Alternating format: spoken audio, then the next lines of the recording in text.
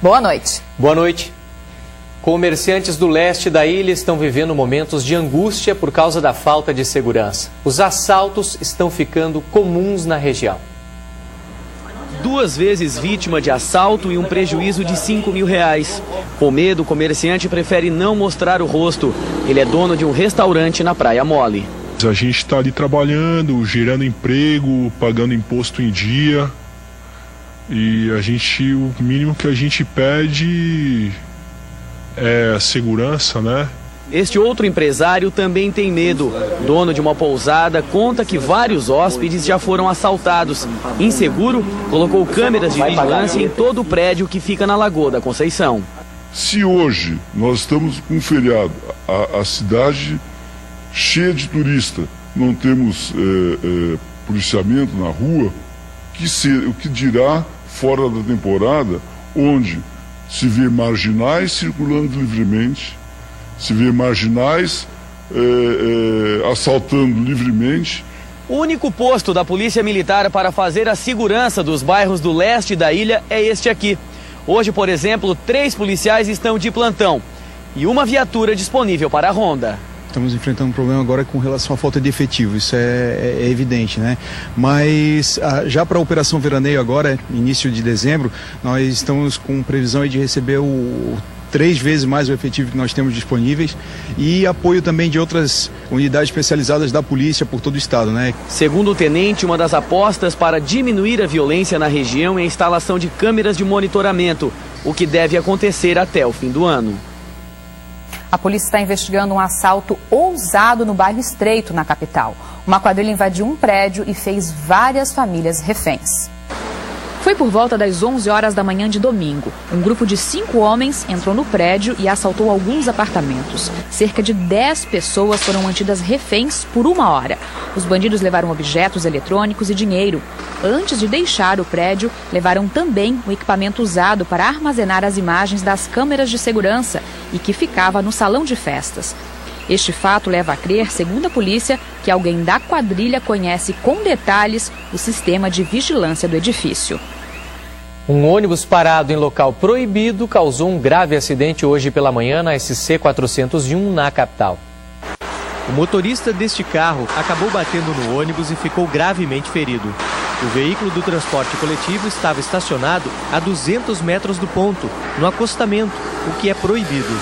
Os moradores do bairro João Paulo reclamam que isso é comum. A Polícia Militar Rodoviária disse que notificou, além de avisar pessoalmente, motoristas e fiscais. A empresa não comentou o assunto. Carlos Alex Rodrigues, que estava no carro, está internado no Hospital Celso Ramos, aguardando vaga na UTI. Congestionamento de navios no porto de São Francisco do Sul, no litoral norte. Hoje, 22 embarcações aguardam para atracar no terminal. O aumento no volume da importação de aço e a reforma num dos berços onde os navios ancoram seriam as causas desse movimento, segundo a direção do porto. A previsão é de que o problema diminua em outubro, quando termina a safra de soja, que tem prioridade no carregamento para exportação. Para quem aguarda, cada dia parado representa um custo de R$20.000 e pode influenciar no preço final dos produtos. A maioria dos navios, na fila de espera, está carregada de aço. O comércio de Santa Catarina está de olho numa bolada que está chegando ao mercado. São R$400 milhões de quem já trabalhou muito na vida.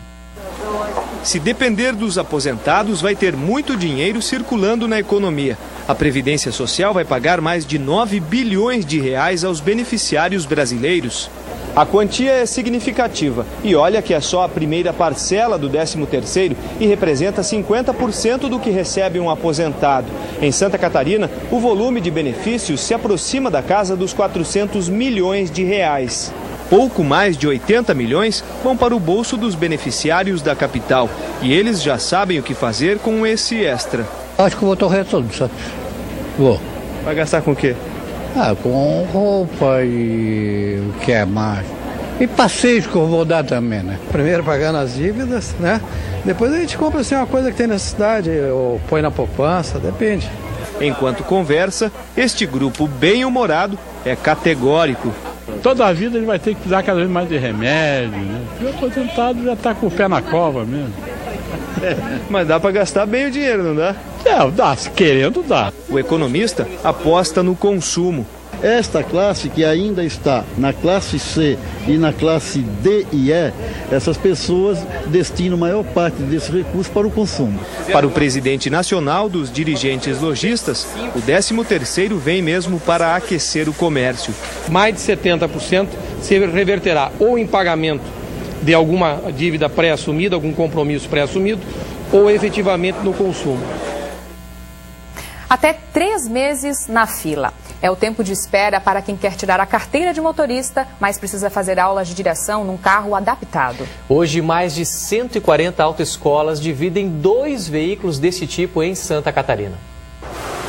Desde que completou 18 anos em março deste ano, Wesley, que é deficiente físico, aguarda para tirar a carteira de habilitação. É que a maioria das autoescolas do estado não possui carros adaptados. Foi complicado, eu tive que andar procurando pelo centro e norte da ilha, lá também tem autoescola. Depois de muito procurar, Wesley conseguiu se matricular numa que comprou um veículo especial recentemente. Como tem um público grande, muitas pessoas procuram um veículo adaptado, que tenha lá suas necessidades especiais, seja mínima ou seja bastante, a gente tem que atender esse público. Atualmente, 148 instituições que não têm este tipo de veículo compartilham os 2 carros adaptados que o Sindicato dos Centros de Formação de Condutores possui. A ideia é que mais um seja adquirido até o final do ano para reduzir o tempo de espera. Em média, 10 deficientes solicitam os veículos por mês. Está demorando em torno de 60 a 90 dias para fazer o agendamento nesse tipo de veículo. Segundo o Ministério Público do Estado, todas as autoescolas são obrigadas a ter disponível um veículo adaptado e os preços das aulas não podem ser diferenciados. Se houver algum problema em relação à demora de atendimento da pessoa com deficiência, pode ser comunicado tanto ao Ministério Público como à Associação de Pessoas com Deficiência, que elas têm canal aberto, ou ao próprio Detran, que tem canal aberto com o Ministério Público para as providências. O jovem que matou a mãe e a irmã deficiente em Lages em abril deste ano vai a júri popular. A decisão foi anunciada há pouco pelo juiz Geraldo Correia Bastos. A audiência aconteceu na quinta-feira da semana passada. Foram ouvidas testemunhas e Gustavo Valtric, de 21 anos.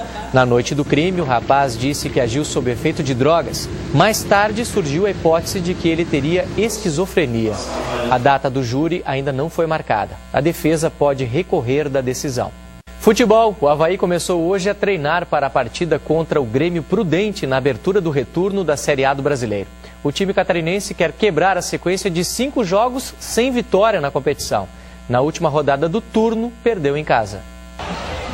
O tiro de meta parecia ser o último lance da partida com o Atlético Paranaense a quase 49 minutos do segundo tempo. Só que o goleiro armou um contra-ataque e Maicon Leite concluiu. A bola ainda desviou no zagueiro havaiano e entrou.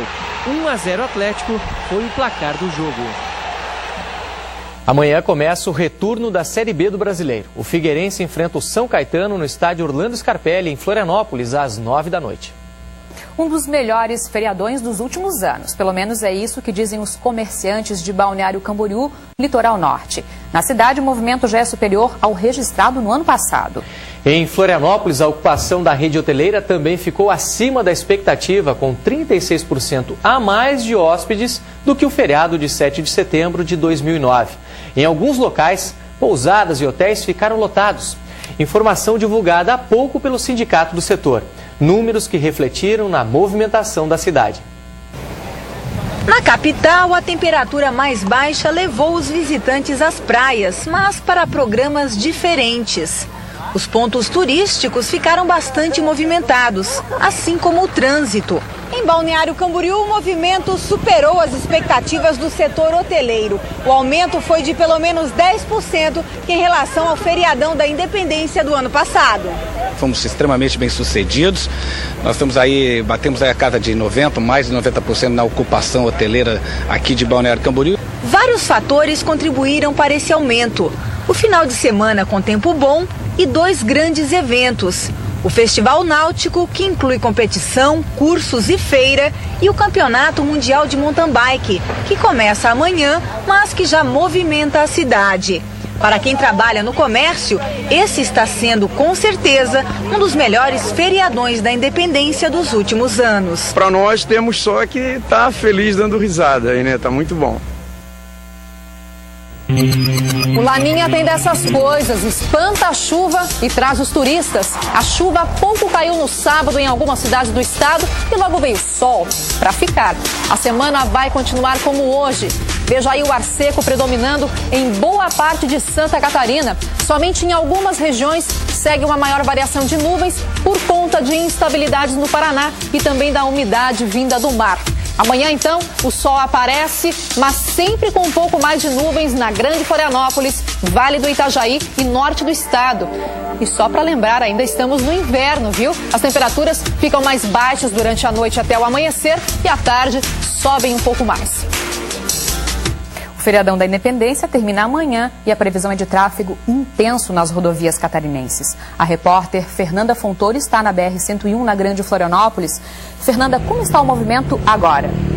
Fabiana, neste momento o movimento é intenso para quem chega em Florianópolis e para quem vai em direção ao sul do estado. Já em direção norte o movimento é tranquilo. Hoje à tarde um acidente provocou filas na região de Balneário Camboriú. Um caminhão virou na pista no sentido sul-norte. Segundo o motorista, ele teria sido fechado por um outro carro. Uma enorme fila se formou e o tráfego teve que ser desviado para as pistas da Marginal, mas a situação já foi normalizada. Ninguém se feriu. Desde sexta-feira, quando começou a Operação Independência, foram registradas 7 mortes nas rodovias federais e estaduais de Santa Catarina. Para amanhã à tarde, a previsão é que o fluxo de veículos aumente em até 50% na volta para casa do feriadão. Fabiana. Obrigada, Fernanda. Uma boa noite para você em casa. Boa noite e até amanhã.